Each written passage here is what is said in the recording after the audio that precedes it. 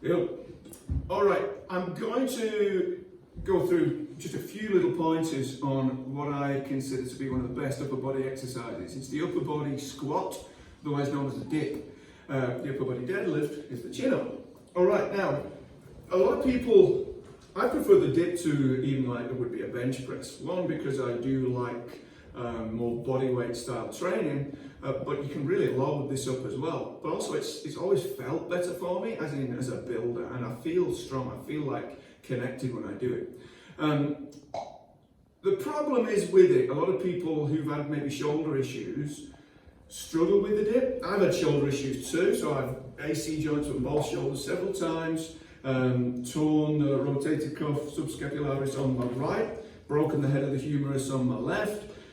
You know, that's a variety of injuries with martial arts and skateboarding. So I've had my fair share, and this maybe is contraindicated for me, but if you do it like this, like you should do maybe a lot of your exercises in that slow and smooth fashion, then it's maybe not going to cause you as much trouble. And also remember, some people, if you've never done these, you're going to have to work up to it. You might have to do regressions, maybe, which I'll cover in another video perhaps. But the other thing, I like to do these on rings. The instability is at first, when I had issues, when I first rehabbed my last shoulder injury, I started my dips again on rings, and these were hurting me, fixed bars, but rings didn't, maybe with that extra sort of work for those little stabilizers, okay?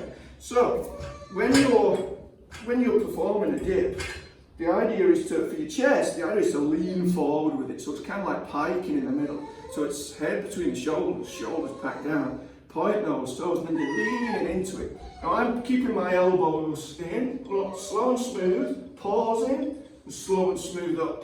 Squeeze at the top, and then again, pulling myself down, pausing in the bottom, squeezing back up again. Squeeze at the top before coming back down. I should say, when I get to the top, what I'm doing there, I'm crushing the handle, I'm corkscrewing like so those elbows, I'm not concentrating on the elbows, I'm concentrating on the hands. The elbows take care of themselves, that means they don't flare out.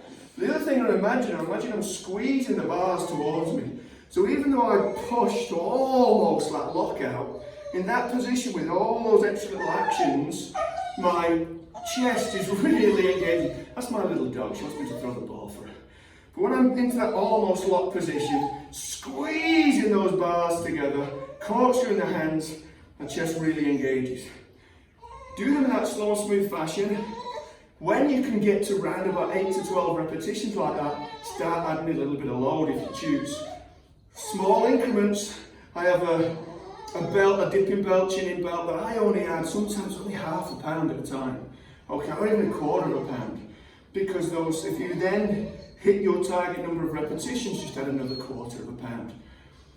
Do that for a year or two, and even with those small increments, you let me know. If you can do that, if you can add 10 pounds over a year to your dips, maintaining that form, maintaining your repetition numbers, say those 8 to 12s, you let me know if you've not put some size on here. Alrighty? Catch you next time.